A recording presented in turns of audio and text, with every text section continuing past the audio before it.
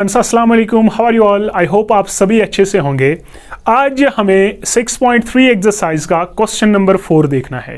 Question number 3 तक हमने पहले से ही वीडियोस बना के अपलोड किए हैं। अगर कोई भी क्वेश्चन देखना है तो आप वहां पर विजिट कर सकते हो। तो क्वेश्चन नंबर 4 कह रहा है, in the following figure QR by QS is equal to QT by PR।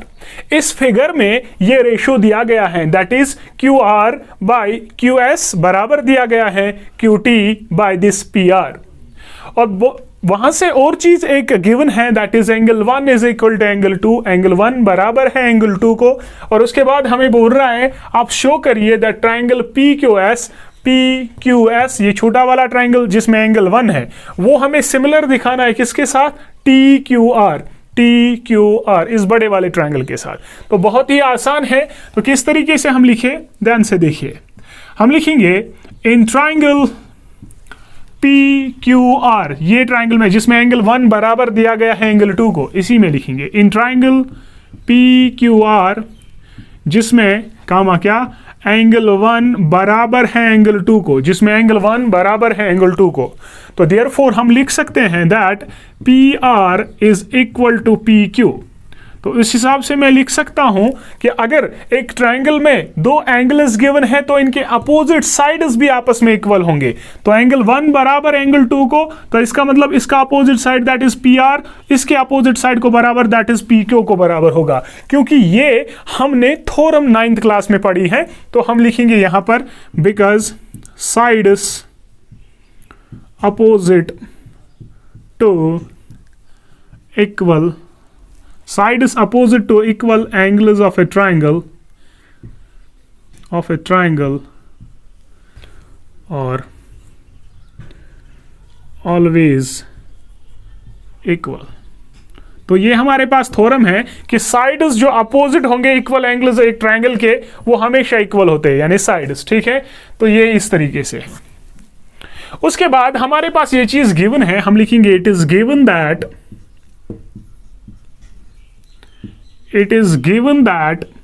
क्या चीज गिवन है बेटा, that is QR divided by QS वो बराबर है QT डिवाइडेड बाई PR। ये चीज गिवन है हमारे पास। ठीक है, तो इसको हम इस तरीके से लिख सकते हैं QR divided by QS is equal to QT divide by, इस PR के बदले में PQ लिख सकता हूं क्योंकि हमने प्रूव किया ये दोनों बराबर हैं, यानी PR के बदले में सब्स्टिट्यूट PQ कर सकता हूं। ठीक, उसके बाद हम दो ट्रायंगल्स लेंगे जो हमें सिमिलर दिखाने हैं। तो मैं लिखूंगा इस तरीके से in triangle PQS and triangle दूसरा क्या है TQR। इन दो ट्रायंगल्स में हमारा रेशियो जो है, पहले हम इन दो ट्रायंगल्स को देखेंगे PQS ये छोटा वाला ट्रायंगल और TQR इस पूरे वाले बड़े ट्रायंगल में। तो ये दो ट्रायंगल्स जब हम लेंगे, इसमें हमने प्रूव किया that QR divided by QS बराबर है QT डिवाइडेड बाई PQ। तो इन दो ट्रायंगल्स में ये रेशियो बराबर है, that is QS divided by QR बराबर है QT डिवाइडेड बाई QP। ठीक है, और इन दोनों ट्रायंगल्स का that is PQS and TQR में एंगल 1 जो है दोनों का कॉमन एंगल है। तो यहां पर हम लिखेंगे and angle 1 is equal to angle 1 that is common angle of both the triangles. ठीक है, तो इस हिसाब से जब दो साइड्स का रेशियो सेम है और उनका इंक्लूडेड इक्वल एंगल जो है वो इक्वल होगा, तब मेरे दो ट्रायंगल्स जो है वो सिमिलर है। तो हम लिखेंगे यहां पर देयरफॉर ट्रायंगल कौन कौन सा, PQS is similar triangle TQR by SAS similarity. ठीक है, ये था हमारा क्वेश्चन नंबर 4। ये बहुत ही आसान क्वेश्चन है, सिर्फ आपको सिमिलैरिटी क्राइटेरियंस बहुत अच्छे तरीके से आने चाहिए। ठीक है, तो अगर हम क्वेश्चन नंबर 5 देखें, क्वेश्चन नंबर 5 कह रहा है S and T और points on sides PR and QR of triangle PQR। मेरे पास ट्रायंगल है PQR जिसमें S और T दो पॉइंट्स हैं PR और QR पे। ठीक है, उसके बाद such that angle P is equal to angle RTS, और इस तरीके से ये पॉइंट्स हैं कि जो ये एंगल P है वो इस एंगल RTS को बराबर है, यानी एंगल T और एंगल P आपस में इक्वल है। ठीक, उसके बाद हमें दिखाना है triangle RPQ is similar triangle RTS। मुझे दिखाना है दैट मीन्स दिस RPQ, ये पूरा ट्राइंगल सिमिलर है किसके साथ, RTS, इस छोटे ट्राइंगल के साथ। ठीक है, तो मैं लिखूं इन ट्राइंगल, यही दो जो मुझे सिमिलर दिखाने हैं, that is RPQ and triangle RTS। ठीक है, जिसमें एंगल P बराबर है एंगल RTS, ये चीज जो है ये गिवन है। ठीक है, and second one angle R is equal to angle R, common angle दोनों ट्राइंगल्स में है। ठीक है, यानी इस ट्राइंगल और इस ट्राइंगल में एंगल R दोनों ट्राइंगल्स में कॉमन है और ये एंगल इसको बराबर है। देयरफॉर AA सिमिलैरिटी के जरिए ये दो ट्राइंगल्स क्या है, सिमिलर। तो लिखेंगे therefore triangle RPQ is similar triangle RTS by AA similarity. तो ये था हमारा क्वेश्चन नंबर 5। इतना ही लिखना है, बाकी कुछ नहीं है, बहुत ही आसान है।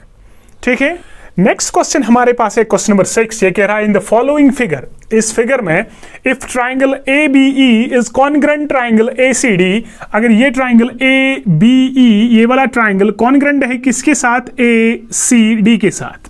ठीक, उसके बाद बोल रहा है अगर ये दो एंगल्स ट्राइंगल्स कॉन्ग्रेंट है तब दिखाए ट्राइंगल ADE, ये छोटा वाला ऊपर, ये सिमिलर है किसके साथ, ABC के साथ। ठीक है, तो अगर हम इसको देखें तो ये क्वेश्चन बहुत ही आसान है। सबसे पहले जो हमारे पास गिवन है कि हम लिखेंगे इस तरीके, since triangle ABE is congruent triangle ACD, क्योंकि मेरे पास ये ACD और ABE दो ट्राइंगल्स कॉन्ग्रेंट हैं, इट मींस इनके कॉरस्पॉन्डिंग पार्ट्स इक्वल होंगे CPCD के जरिए। तो मैं लिख सकता हूं therefore AB is equal to AC, AB is equal to AC side CPCD, क्योंकि corresponding parts of congruent triangle equal होते हैं। Name it first.